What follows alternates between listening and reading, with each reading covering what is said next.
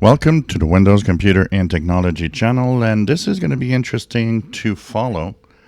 Google has finally been accused of antitrust measures.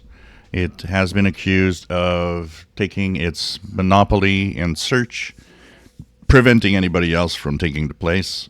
One of the companies that testified against Google was Microsoft, that said they wanted to do a big deal with Apple to have Bing on iPhones. And it was even ready to have Bing without the Bing name being used.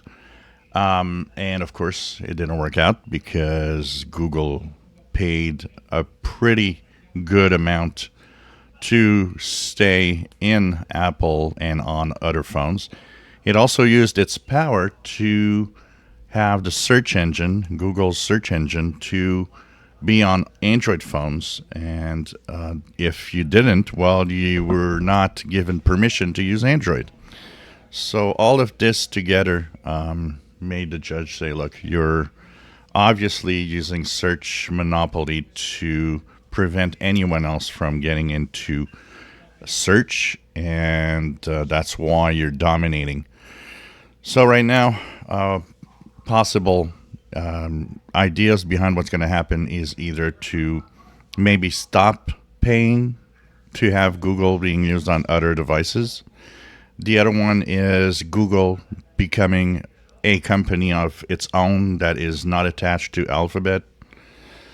And so, of course, there will be an appeal for this, but it's obvious that Google will have to face some form of ruling and do something eventually because of what's happening right now. So we'll continue to follow this. It's going to be interesting to see where all of this goes. And of course, a lot of it has to do also with Google Chrome. We know that it's dominating, and there's pretty much everything Google is dominating everywhere. So it's really going to impact, and see also what impact it has on all of its services, including YouTube.